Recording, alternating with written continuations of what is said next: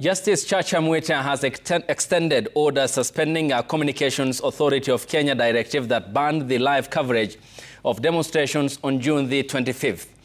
Justice Mwita has also instructed that petitions similar to that of the Law Society of Kenya and the Kenya Editors Guild be consolidated. A mention has been scheduled for October the 27th. Meanwhile, the Communications Authority Director General David Mugonyi has accused the media of celebrating violence against police and the destruction of government installations.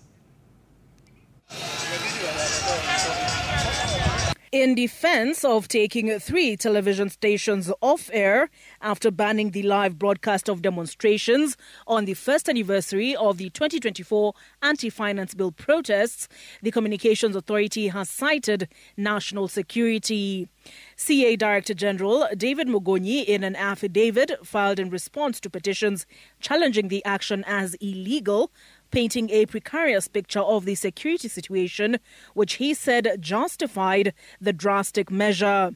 Mugonyi accusing broadcasters not only of fanning the violence witnessed on the day, but of celebrating violence against officers of the law and destruction of public assets.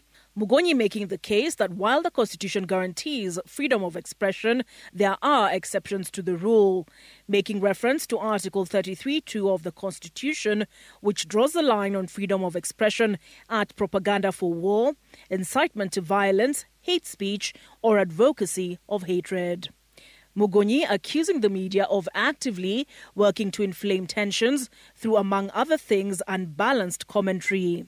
He also accused the media of failing to employ delay mechanisms, 7 seconds minimum, as required on broadcast licenses, which would have protected the public from graphic content, including children who could have been traumatized.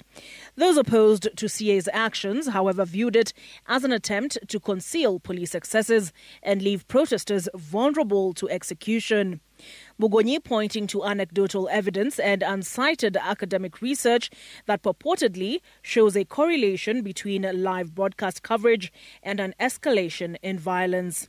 Notably, in view of the carnage left behind by the events of June the 25th, Interior Cabinet Secretary Kipchumba Murkomen was categorical that court orders would not dissuade the state from taking similar actions in future.